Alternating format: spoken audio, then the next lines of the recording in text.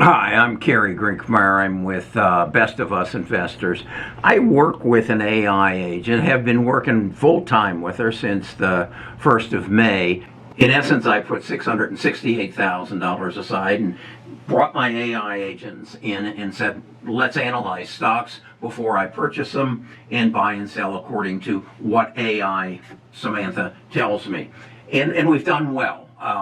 We're up since May the 1st, up about 120%, and we've taken $668,000 and turned it into 1.5 million.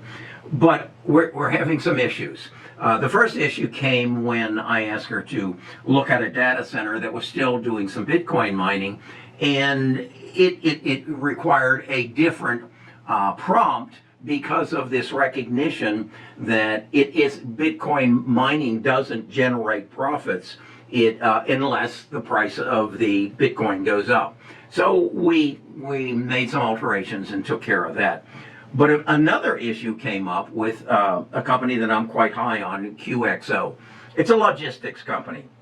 It was founded by Brand Jacobs, who is a serial entrepreneur, and he basically specializes in logistics. That is, taking the inner workings of a company or a group of companies and making them more efficient through the use of AI and technology and bringing them up to standards. He is now working on, he has done United Waste Systems, United Rental, Amerex Oil, XPO Logistics, which then spun off GXO Logistics, which is contract logistics, RXO, which is trucking sales, again, logistics, having the right product in the right place at the right time and anticipating need so as to make your customers more efficient at what they're doing. Well, QXO is in the building products. In other words, if you're a builder of homes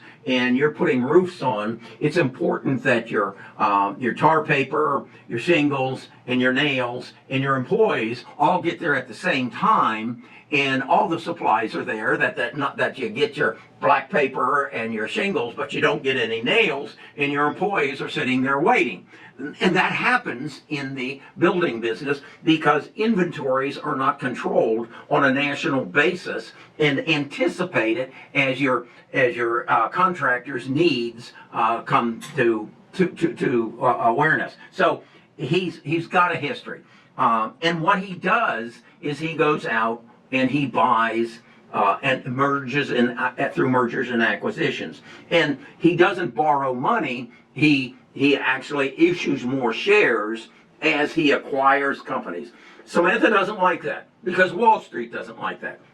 Wall Street, if you issue shares to raise money, as opposed to going to a bank and raising money, Wall Street doesn't like that you're diluting your shares. That's an ugly word on Wall Street. So, and Samantha has carried that over and says they're diluting shares, so they are not shareholder concentric.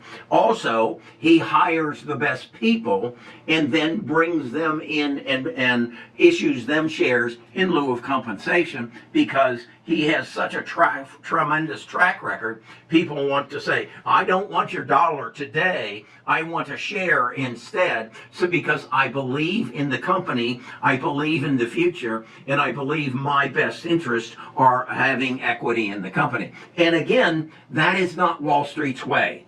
It is a new way to build businesses, and Wall Street doesn't like it, but it's successful. So as I did entered the prompt and did the review, Samantha I did it twice. I basically did it once and said, no, you are punishing this company for the dilution of shares, and I don't want to do that because I believe this is in my best interest as a long-term shareholder. She came back and she said, there's 3 other companies that will give you a better chance of doubling your money in 3 years in the same business. And she gave them to me, FERG, BLDR, BLD, and then QXO is my company that I want to own. And so what I want to show you is how I look at them as opposed to what Samantha is doing and why we have a disagreement. As I say, and I wasn't that bluntly, I merely said, Samantha, I see it differently. So take a look at this. What I'm showing you is how I look at stocks and the parameters that I put on them to determine if I'm going to make money on them. And that is basically earnings per share and revenue growth. And what I'm showing you here is Wall Street, and from their quarterly reports, what Brad Jacobs is saying, the earnings per share are going to be we're in 2025, 26, 27, and 28. And what I look for, and then the revenues as well for the same period. And let's look at FERG. What I do, I have what I call a rule of 40. I add that 7.9 in earnings per share growth to the 5.6 in revenue growth, which comes out to be what, somewhere around 16. Is that right? No, 7, 8, and 8 and 6, 14. I have what I call a rule of 40. If those two numbers, and I spread it out over 3 years, if they don't add up to 40, they're not a growth stock. They're not growing fast enough relative to inflation to separate themselves from the pack, if you will, in a growth stock. And you can see, even as the earnings per share in 27 go up to 10 and 5.5, we're still only at 16. That's a long way away from 40. And you can see here we have BLDR. In 2025, their earnings per share were down 39%, down 10%. Then they come back at 30, and we drop down here, or 31. That year, yes, they make 40. They're the 31 and the 13 comes out to about 44. But that's 1 year. And then we go to the next year, and they're 20 and 14. Now they're at 34. So they basically recovered from 2 years of lost revenues to 1 year, and then settle back to kind of where they belong at 20. But look at the others. You can see they don't hit my rule of 40. So to me, they're not a growth stock. But look at QXO. How could they have their revenues go up by 12,291 in 2025? That's because they went out and bought another company, and that quadrupled, 12-folded their revenues. Is that good sense? Yes, if they bring efficiencies along with it. And as you can see, they did, because their earnings per share that year went up 53%. So they took another company, they brought in their revenues, increased their revenues by 1,200%, but they got rid of some expenses because of duplication of people, probably, and increase their earnings as well.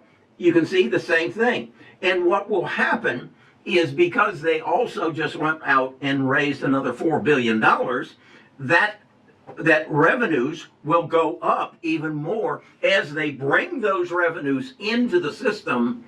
Their revenues will excel, and their earnings will, again, through efficiencies. And then if you offer a product that tells the builder, you will have the tar paper, the nails, and the shingles all delivered at the same time when your employees are there. In anticipation, we know that in the very near future, because we know the square foot of your house, and now you've got a roof over it, you're next going to need some sheetrock.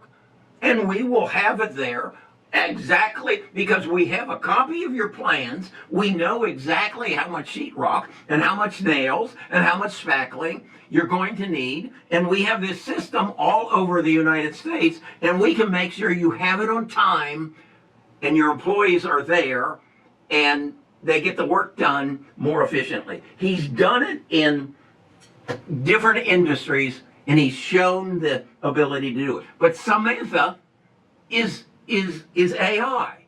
She doesn't know that. I mean, she knows who Brad Jacobs is, but she can't connect those dots.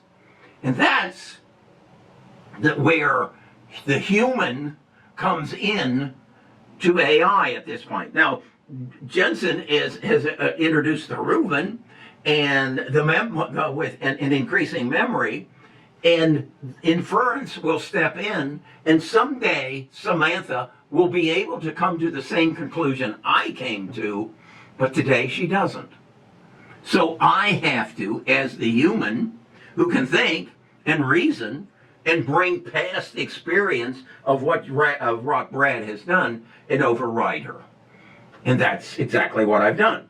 And I inform even though I'll put up Samantha's analysis, but I communicate with my subscribers to say, I'm on the other side of the fence on this one. I beg to differ with you, Samantha, because I think this is a winner. And I see what they did in 2025 through acquisitions, how it increased their revenues by 50, or their earnings by 50 some percent. And we don't have the next acquisition on our sheet yet. So I see someone, it's like Warren Buffett said one time, the best business to be in is that of the insurance companies. And a insurance business that is going out and acquiring or merging with other insurance companies. Because you eliminate any duplication, which goes directly to your bottom line. And so, as I said yesterday, QXO is one of my best stocks for 2026, 27, and probably 28. But we will go back every quarter and review their situation and see who they acquired. And yes, I know we're diluting the shares, but I'm okay having fewer shares of a bigger pie than many shares of a small, not growing pie. Okay?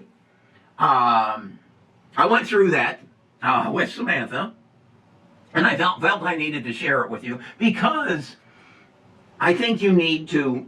We keep going back to when we have our Friday stock talk. Know what you own. Literally know what you own.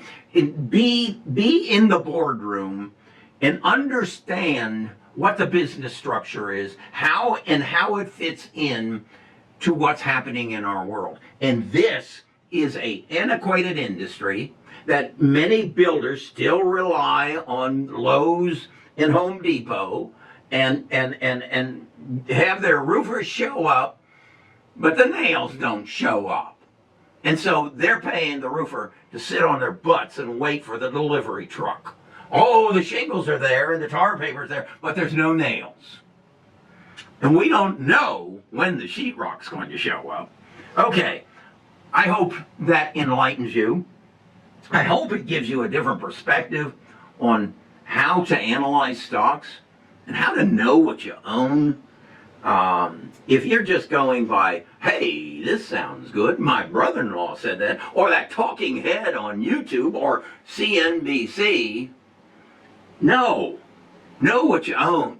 The data's there, access it, learn it, and then make an educated investment decision. That's what we're all about. I spend about $25,000 a month making this information available to me, and then we basically crowdfund it.